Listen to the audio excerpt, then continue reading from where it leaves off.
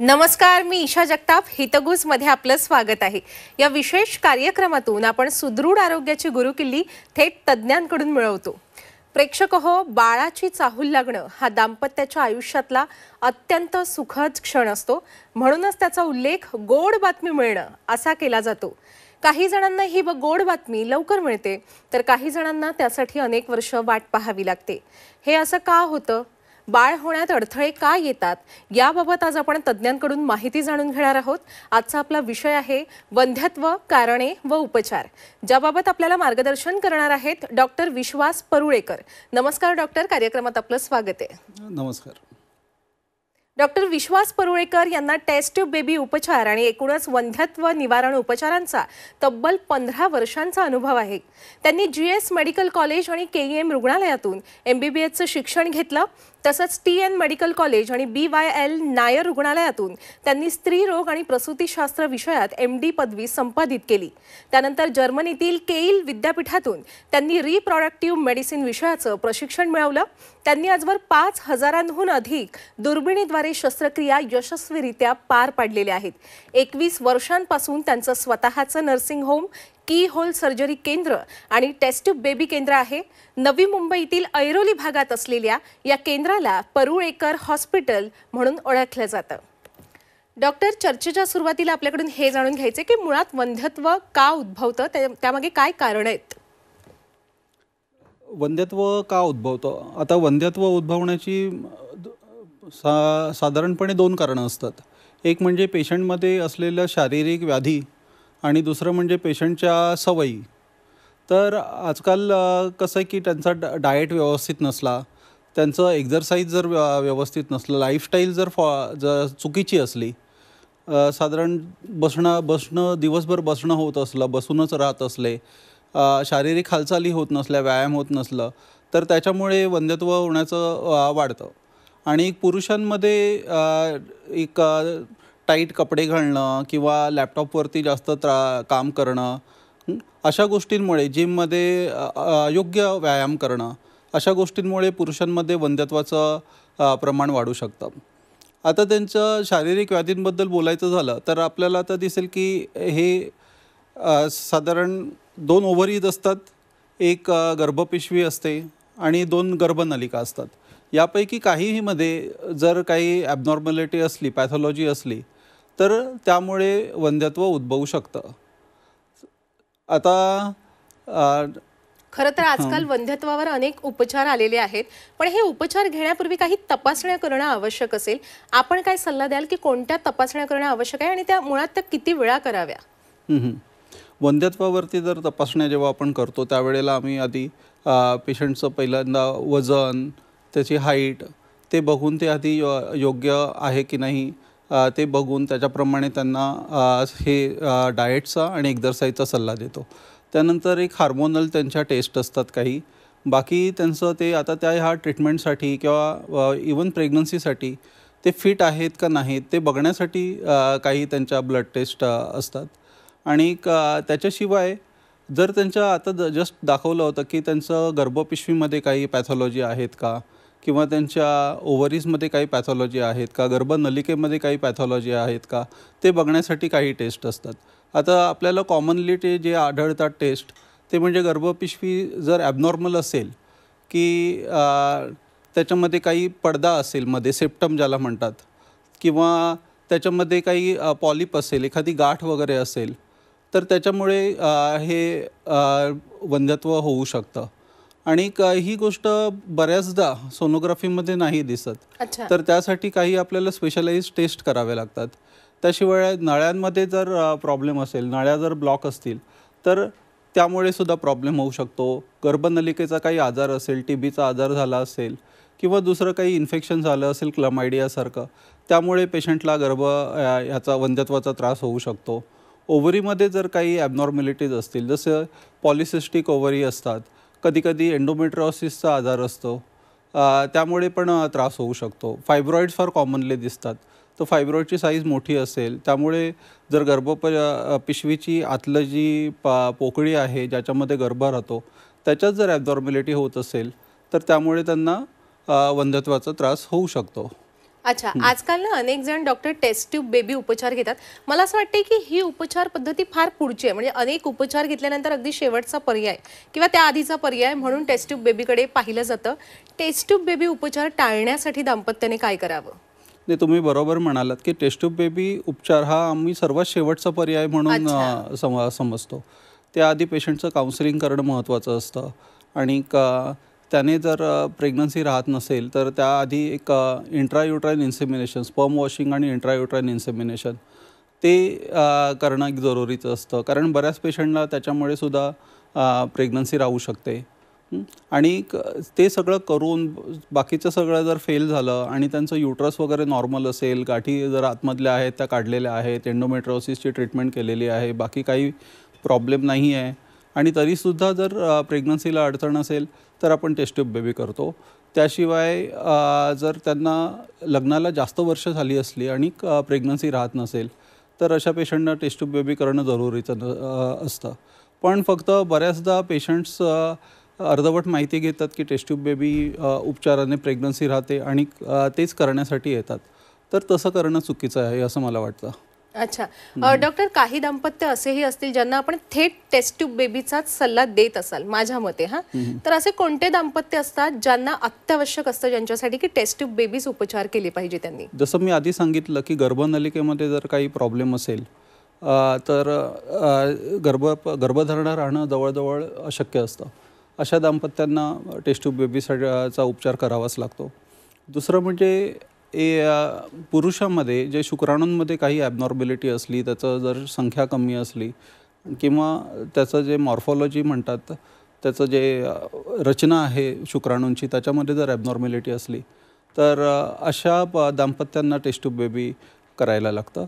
किंवा ज्यांचं वय जास्त आहे, म्हणजे 35 ते 40, कधीकधी 40च्या पुढचे वयाचे पण दाम्पत्य येतात आमच्याकडे ट्रीटमेंटसाठी. तर अशा दाम्पत्यांनी टेस्ट ट्यूब बेबी करणं श्रेयस्कर असतं. आता आपण ना टेस्ट ट्यूब बेबी म्हणजे नेमकं काय हे टप्प्याटप्प्याने समजून घेऊया. सुरुवातीला टेस्ट ट्यूब बेबी ही उपचार पद्धती आता करायचं ठरले, आपण सल्ला दिलेला आहे एखाद्या दाम्पत्याला, पण त्यापूर्वी त्यांनी काय काळजी घ्यायला हवी ही उपचार पद्धती सुरू होण्याआधी? जर हे सगळं करून डॉक्टरांच्या काउन्सिलिंग नंतर बाकी सर्व प्रयत्न करून जर असं ठरलं की टेस्ट ट्यूब बेबीला पर्याय नाही आणि टेस्ट ट्यूब बेबीचं ट्रीटमेंट करायची आहे, तर आता दाम्पत्याने घेण्यासारखी काय काळजी असते त्याच्यात सर्वात पहिलं म्हणजे जर त्यांचं वजन जास्त असेल तर वजन कमी करणं महत्त्वाचं असतं.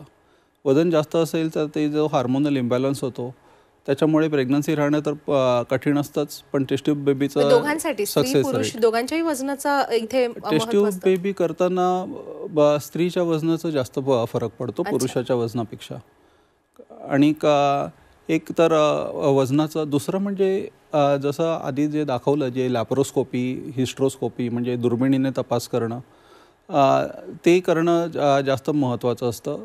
कारण बऱ्याचदा काय होतं की जर काही एखादं ॲबनॉर्मॅलिटी असेल, पॅथॉलॉजी असेल आणि त्याची जर ट्रीटमेंट आधी झालेली नसेल तर त्याच्यामुळे टेस्ट ट्यूब बेबीची ट्रीटमेंटमध्ये सक्सेस होत नाही.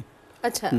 आणि कधीकधी असं पण होतं की त्या पॅथॉलॉजीची ट्रीटमेंट केल्यानंतर टेस्ट ट्यूब बेबीची गरज पण राहत नाही, तर प्रेग्नन्सी असं अनैसर्गिक पद्धतीने पण होऊ शकते.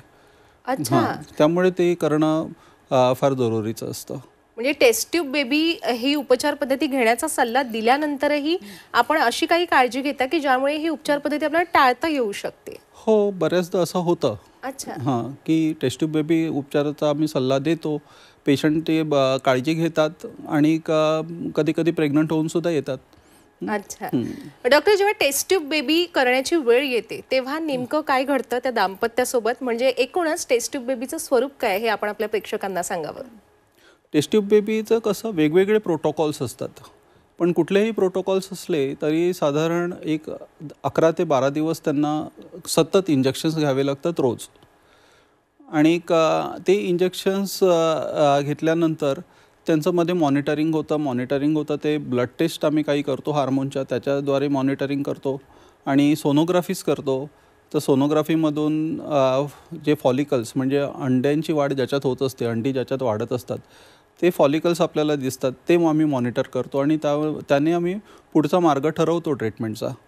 तर ते करणं जरुरीचं असतं. पण बऱ्याचदा काय होतं की पेशंट्स त्याच्यात जास्त म्हणजे उत्साह दाखवत नाही ते समजून घेण्यासाठी की काय आहे ते. तर मला असं वाटतं की ते त्यांनी डॉक्टर्सकडून समजून घेतलं पाहिजे. का पण म्हणजे खूप अशी लेंदी प्रोसेस आहे काही? जे मी सांगितलं तसंच आहे, ते 12 दिवसाचंच प्रोसेस असतं. अच्छा. पण आता त्याच्यात किती फॉलिकल आहेत आणि किती अंडी बनत आहेत आतमध्ये ते माहिती करून घेणं जरुरीचं असतं. जर समजा जे फॉलिकल्स आहेत ते फार कमी असलं तर त्यांचं टेस्ट ट्यूब बेबीचं सक्सेस होण्याचे चान्सेससुद्धा कमी होतात. जर त्याच्यात जास्त असले फॉलिकल्स आणि त्याची वाढ चांगल्या पद्धतीने होत असली तर ते चान्सेस चांगले असतात. त्यामुळे ते पण समजून घेणं जरुरीचं असतं. दुसरं, जेव्हा आम्ही ओव्हम पिकअप करतो, ओव्हम पिकअप म्हणजे ती अंडी आम्ही संपूर्ण बाहेर काढून घेतो आणि लॅबोरेटरीमध्ये त्याच्यावर प्रक्रिया करून नंतर मग त्याचं फर्टिलायझेशन किंवा फलन केलं जातं.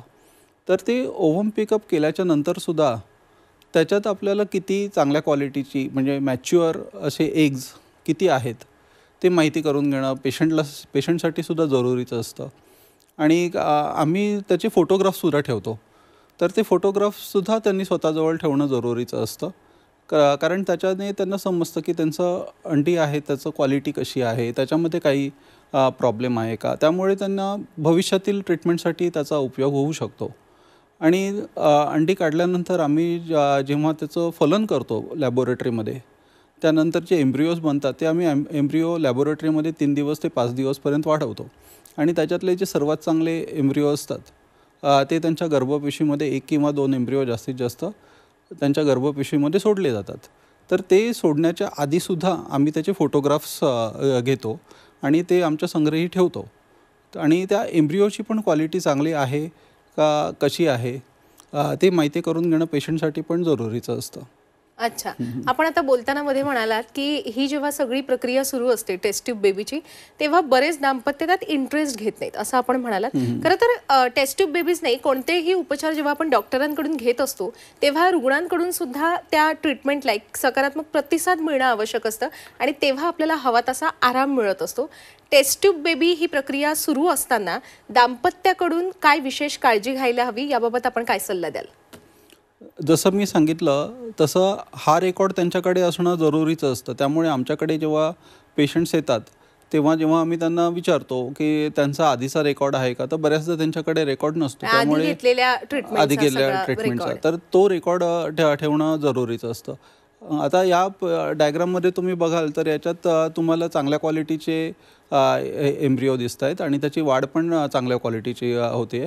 आणि दुसरा जो डायग्राम आहे त्याच्यात जे एम्ब्रिओ आहेत ते तुम्हाला नंतर दिसेल की ते फ्रॅगमेंटेड एम्ब्रिओ म्हणतात तसं झालेले आहेत. आणि तसं फ्रॅगमेंटेड एम्ब्रिओजचं प्रेग्नन्सी राहण्याचे चान्सेसही कमी असतात. प्रेग्नन्सी राहिल्यानंतर तो गर्भ नॉर्मल असण्याचे चान्सेसही कमी असतात.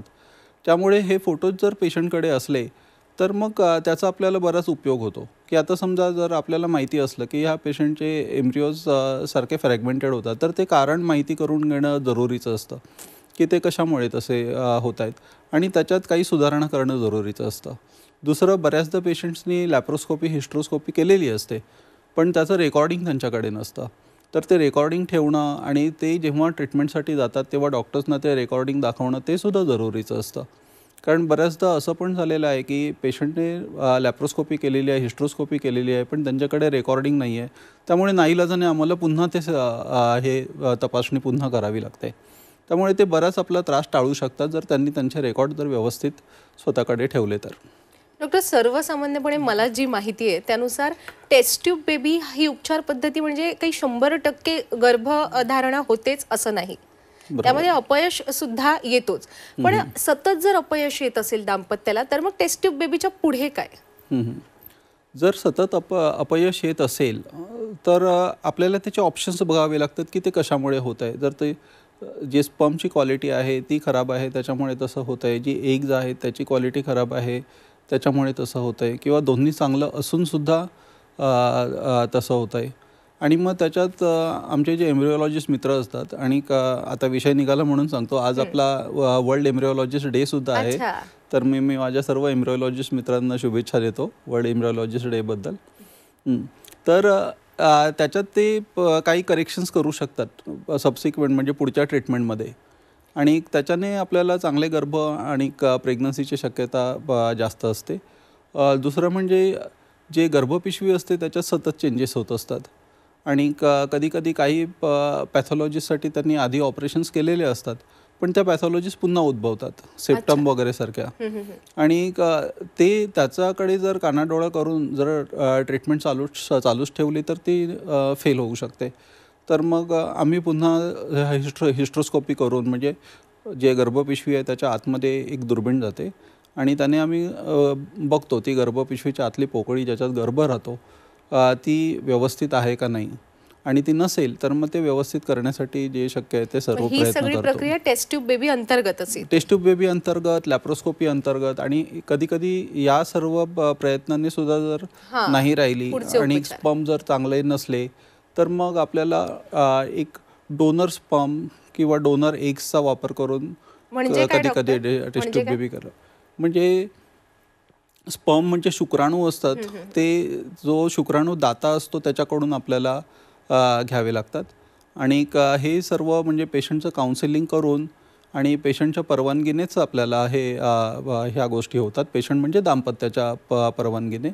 आणि कधी कधी अंड आपल्याला तसं घ्यावं लागतं, जे एक डोनर असतात इतर व्यक्तीकडून. इतर व्यक्तीकडून. हो हो, म्हणजे आम्ही ते इतर व्यक्तीकडून, म्हणजे ते स्पर्म किंवा डोनर ह्याची गॅमेटची बँक असते, जशी ब्लड बँक असते तसं त्या बँकेच्या द्वारे घेतो. आणि त्याचं वेगळं प्रोसिजर असतं की ते जे डोनर्स असतात त्यांचे प्रोटोकॉल कायदेशीर आहे ना आपल्या भारतात. हो हो, हे कायदेशीर आहेत आणि याच्यावर आता खूप डिटेलमध्ये आपला लॉ सुद्धा आलेला आहे आणि त्या कायद्यानुसारच आपल्याला सर्व गोष्टी कराव्या लागतात. आपण आजवर अशा अनेक शस्त्रक्रिया किंवा उपचार केलेले असतील, पण डॉक्टर आपल्या भारतात यासाठी आपले दाम्पत्य तयार होतात का? म्हणजे इतर व्यक्तीचे शुक्राणू किंवा अंडी वापरून आपल्या बाळाला जन्म देण्यासाठी, म्हणजे आता कुठे ही मानसिकता बदलली आहे का आपल्या काही लक्षात आले एवढ्या उपचारांमधून? नक्कीच होतात ते, कारण हे म्हणजे आता तुम्ही म्हणाल तर एक हजारामध्ये एखादा वगैरे असं हे उदाहरण असतं. हे असं नसतं की फार कॉमनली आपण करतो ट्रीटमेंट, अशी गोष्ट नसते ही. आणि त्यांना तोपर्यंत रिअलाईज झालेलं असतं की याच्याशिवाय दुसरा पर्यायच नाही आहे, आणि जेव्हा दुसरा पर्यायच नसतो तेव्हाच हा पर्याय आपण वापरतो. आणि कधी कधी असं पण होतं की तो सुद्धा पर्याय आपल्याला चालत नाही किंवा यशस्वी होत नाही. आणि जर आम्हाला आधीच असं समजलं की यांना कुठल्याही पद्धतीने होणारं नाही आहे, तर ते आम्ही सुरुवातीलाच काउन्सिलिंगमध्ये ते सांगतो आणि त्यांची स्वतःची मनाची तयारी पण असते तेव्हा ॲडॉप्शन करण्यासाठी.